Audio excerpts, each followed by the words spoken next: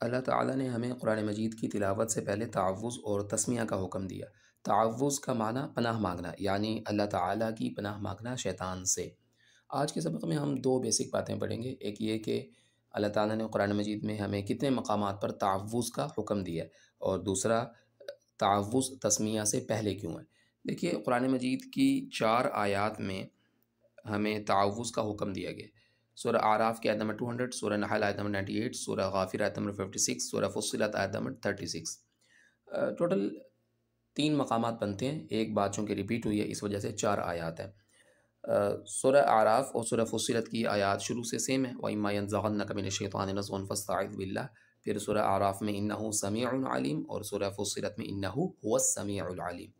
One by one ہم ان آیات کو دیکھ لیتے ہیں۔ سورہ اعراف آیت نمبر 200 دیکھیے، وَإِمَّا يَنزَغَنَّكَ مِنَ الشَّيْطَانِ نَزْغٌ، اور جب بھی شیطان تمہیں کسی غلط کام پر اکسائے، کسی بھی غلط کام پر ابھارے، موٹیویٹ کرے، کوئی بھی وسوسہ تمہارے دل میں ڈالے، کوئی غلط خیال تمہیں آئے، کوئی گناہ کا خیال، فاستعذ باللہ، تو اللہ کی پناہ مانگو، انہ سمیع علیم، بے شک وہ ہر بات کو سننے والا اور ہر چیز کو جاننے والا ہے۔ تو پہلا مقام کیا ہے جہاں ہمیں تعوذ کا حکم ہے، ہم اللہ کی پناہ مانگیں شیطان سے؟ وہ جب بھی کوئی گناہ کا خیال آئے، شیطان کوئی بھی وسوسہ ڈالے دل میں، کسی بھی غلط کام پر ابھارے، کسی بھی گناہ کی ترغیب دے، کوئی بھی غلط کام سکھائے، کسی بھی غلط کام کی طرف موٹیویٹ کرے، تو ہمیں کیا کرنا ہے؟ اللہ کی پناہ مانگنی ہے شیطان سے۔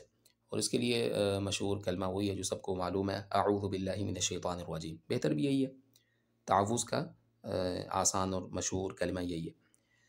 وَإِمَّا يَنزَغَنَّكَ مِنَ الشَّيْطَانِ نَزْغٌ، جب بھی شیطان تمہیں کسی غلط کام پر ابھارے، کسی غلط کام پر اکسائے، کوئی بھی غلط خیال تمہارے دل میں ڈالے، فاستعذ باللہ، تو اللہ کی پناہ مانگو، انہ سمیع علیم۔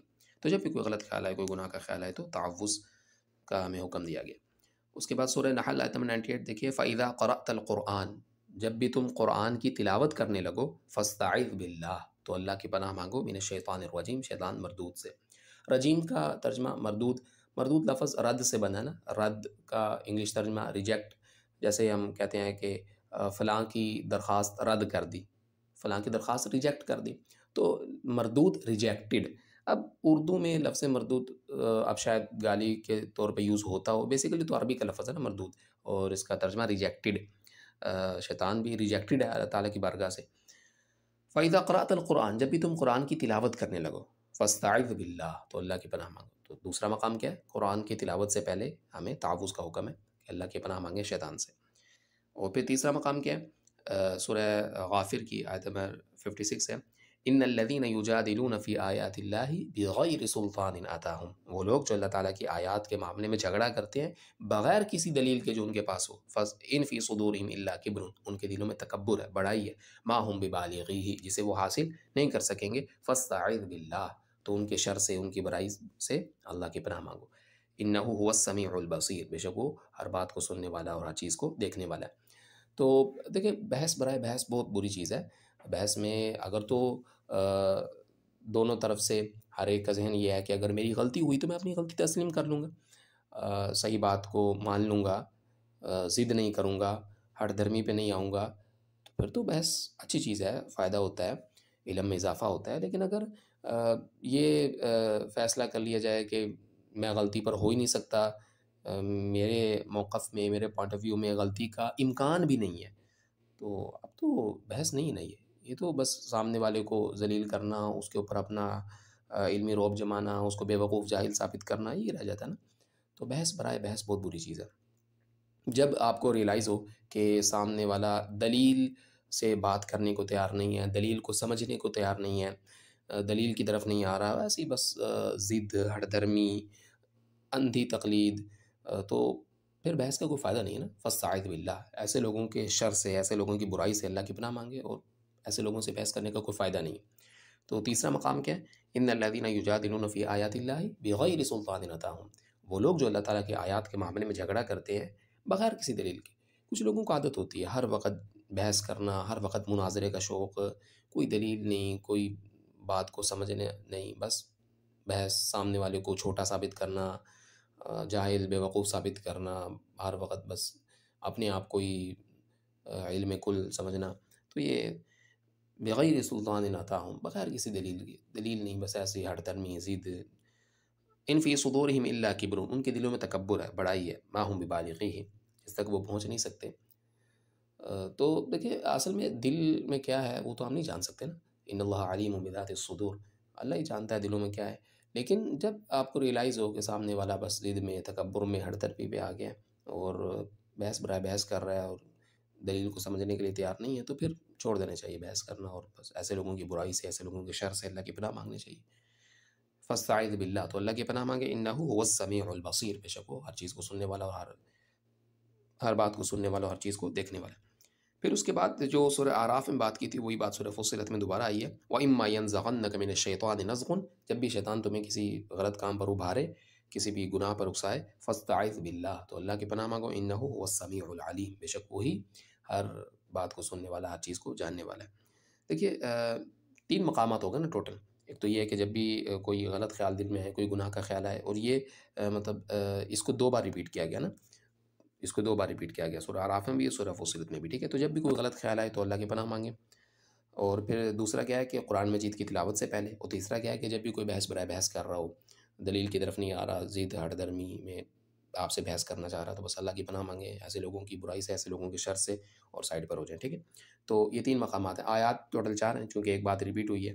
اور پھر حدیث میں بھی ہے، دیکھیے ایک اور مقام ہے، جب غصہ آ رہا ہو بہت زیادہ،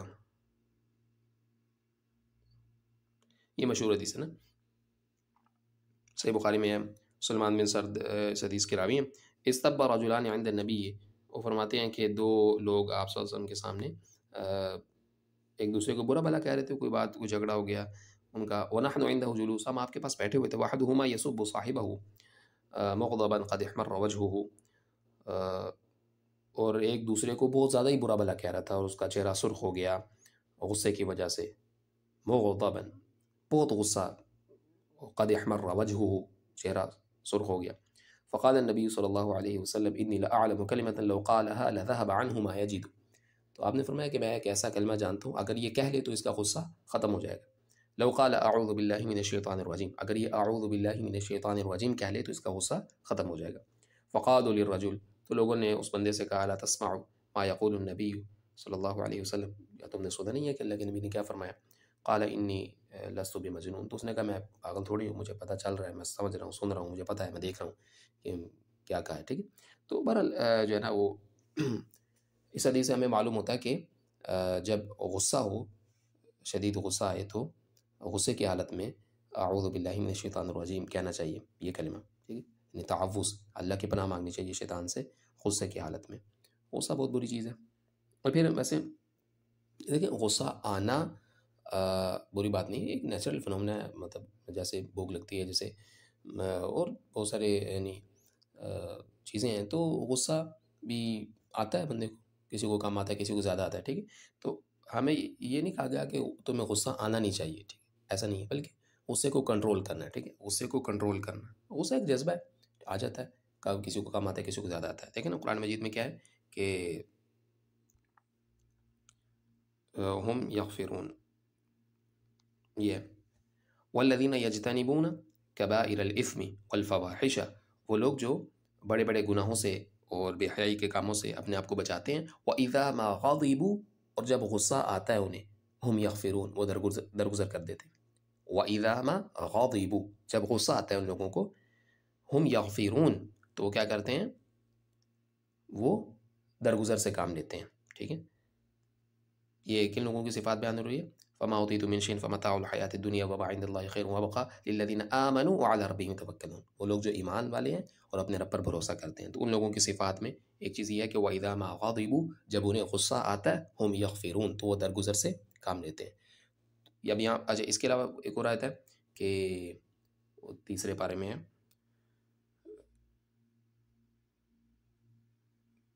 تیسرے پارے کی آیت ہے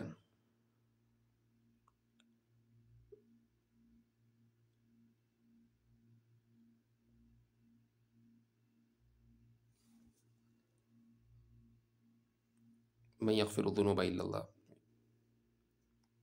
والذین اذا فعلوا فاحشة او ظلموا انفسهم ذکروا اللہ فاستغفروا لذنوبهم ومن یغفر الذنوب الا اللہ، اسی پیچھے ہاں الذین ينفقون في السراء والضراء، وہ لوگ، اس سے پہلے اعدت للمتقین، یہ جنت تیار کی گئی ہے متقی لوگوں کے لیے، تقوی اختیار کرنے والوں کے لیے۔ الذین ينفقون في السراء، وہ لوگ جو خرچ کرتے ہیں فی السراء، خوشحالی میں بھی، والضراء، اور تنگی میں بھی، والکاظمین الغیظ، اور غصہ پینے والے ہیں، والکاظمین الغیظ، غصے میں اپنے آپ پر قابو رکھنے والے ہیں، والعافین عن الناس، اور لوگوں سے درگزر کرنے والے، واللہ یحب المحسنین۔ تو اب یہاں بھی دیکھیں والکاظمین الغیظ، غصے کو پینے والے ہیں، غصے کی حالت میں اپنے آپ پر قابو رکھنے والے ہیں۔ یہ سورہ آل عمران کی آیت نمبر 134 ہے، اور جو پہلے ہم نے دیکھی وہ کیا ہے،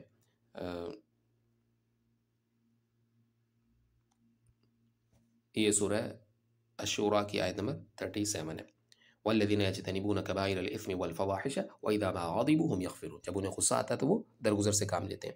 تو دو آیات نا، کہ غصہ، یہ نہیں کہا گیا کہ غصہ آنا نہیں چاہیے، غصہ آنا نہیں چاہیے، بلکہ غصہ آئے تو اپنے آپ پر قابو رکھنا، کنٹرول رکھنا۔ غصہ کسی کو کم آتا ہے، کسی کو زیادہ آتا ہے، یہ تو آئے گا، ٹھیک ہے، پر قابو رکھنا، کنٹرول رکھنا۔ اچھا دیکھیے اس کے بعد وہ بھی مشہور حدیث ہے نا، کہ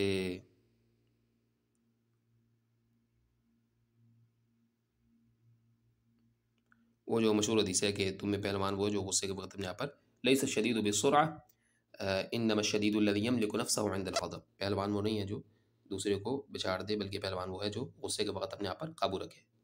انما الشدید الذی یملک نفسہ، پہلوان وہ ہے جو یملک نفسہ، اپنے آپ پر قابو رکھے، عند الغضب، غصے کے وقت، ٹھیک۔ تو اب یہاں بھی دیکھیں نا، یہ نہیں ہے کہ غصہ آتا نہیں ہے جس کو، یعنی پہلوان ہوا جس کو غصہ آتا نہیں، ایسا نہیں فرمایا، بلکہ کیا فرمایا، یملک نفسہ عند الغضب، غصہ آتا تو ہے لیکن غصے کے وقت اپنے آپ پر قابو رکھتا ہے۔ تو دیکھیے اب بات یہ چل رہی تھی کہ غصے کے وقت بھی تعوذ کا حکم ہے، اور پھر تعوذ تسمیہ سے پہلے کیوں ہے؟ دیکھیے ایک وجہ اس کی یہ ہے کہ جہاں پر تعوذ کا حکم ہے نا، وہاں پر کیا ہے کہ فَإِذَا قَرَأْتَ الْقُرْآنَ فَاسْتَعِذْ بِاللَّهِ، جب تم قرآن کی تلاوت کرنے لگو تو اللہ کی پناہ مانگو من الشیطان الرجیم، شیطان مردود سے۔ اور جہاں پر تسمیہ کا حکم ہے وہ دیکھیے کہ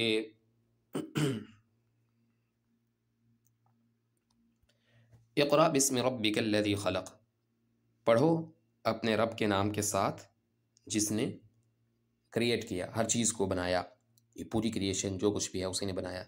تو اقرأ پڑھو، بسم ربک، اپنے رب کے نام کے ساتھ، تو با کا ترجمہ ساتھ، بسم ربک، اپنے رب کے نام کے ساتھ۔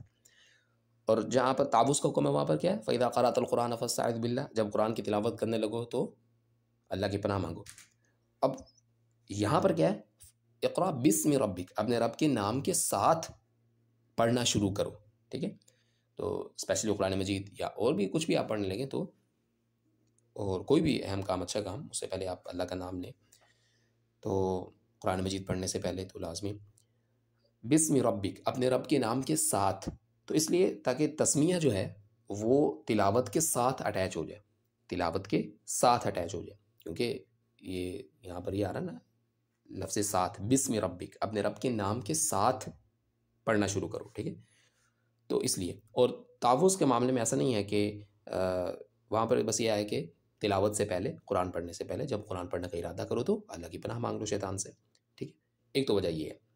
دوسری ایک عقلی وجہ کہ دیکھیں کوئی بھی کسی بھی معاملے میں ہم پہلے نقصان دینے والی چیز کو دور کرتے ہیں اور پھر فائدہ دینے والی چیز کو حاصل کرتے ہیں۔ جیسے کوئی ڈسٹنگ ہونے والی ہے کسی جگہ پر، صفائی ہونے والی ہے، تو ظاہر سی بات ہے کہ پہلے وہاں پہ صفائی کی جائے گی، کوڑا کرکٹ باہر نکالا جائے گا، جگہ کو صاف ستھرا کر کے اس کے بعد پھر ہم وہاں پہ پرفیوم لگائیں گے، اس کو ڈیکوریٹ کریں گے۔ ایسا تو نہیں ہوتا نا کہ پہلے پرفیوم لگا لیں اور اس کے بعد اس کی صفائی کریں، ایسا تو نہیں ہوتا نا۔ تو یہ ایک ضابطہ ہے کہ کسی بھی معاملے میں نقصان دینے والی چیز کو پہلے دور کیا جاتا ہے اور فائدہ دینے والی چیز کو بعد میں حاصل کیا جاتا ہے۔ اس کو دفع مضرت، یعنی زیادہ گاڑی زبان میں بولیں تو دفع مضرت پہلے ہوتا ہے اور جلب منفعت بعد میں۔ دفع مضرت یعنی نقصان دینے والی چیز کو دور کرنا، یہ پہلے ہوتا ہے، اور جلب منفعت یعنی فائدہ دینے والی چیز کو حاصل کرنا، یہ بعد میں ہوتا ہے۔ اب اعوذ باللہ، یہ تعوذ کیا ہے کہ دفع مضرت، نقصان دینے والی چیز کو دور کرنا، اپنے آپ کو شیطان سے سیو کرنا، محفوظ کرنا، اللہ کی پناہ مانگنا شیطان سے، تو اپنے آپ کو سیو کرنا، محفوظ کرنا، یہ کیا ہے؟ دفع مضرت ہے، یعنی نقصان دینے والی چیز کو دور کرنا۔ اور بسم اللہ تسمیہ، اللہ کا نام لینا، یہ کیا ہے؟ یہ جلب منفعت ہے، فائدہ دینے والی چیز کو حاصل کرنا، یعنی ہم برکت حاصل کرنے کی نیت سے بسم اللہ کہتے ہیں تو یہ کیا ہے؟ یہ جلب منفعت ہے، فائدہ دینے والی چیز کو حاصل کرنا ہے۔ تو ہر جگہ ایسا ہی ہوتا ہے کہ نقصان دینے والی چیز کو دور کیا جاتا ہے اور فائدہ دینے والی چیز کو پھر اس کے بعد حاصل کیا جاتا ہے، ٹھیک ہے؟ ایسے ہی نا؟ تو یہ ایک عقلی بات ہے۔ باقی یہ ہے کہ قرآن مجید میں تسمیہ کا حکم جہاں پر دیا گیا وہاں پر کیا ہے؟ اقرا بسم ربک، اپنے رب کے نام کے ساتھ تلاوت شروع کرو، پڑھنا شروع کرو۔ تو اس لیے ہم بسم اللہ کو بعد میں رکھتے ہیں تاکہ وہ تلاوت کے ساتھ اٹیچ ہو جائے بنسبت تعوذ کے کہ وہ پہلے ہوتا ہے۔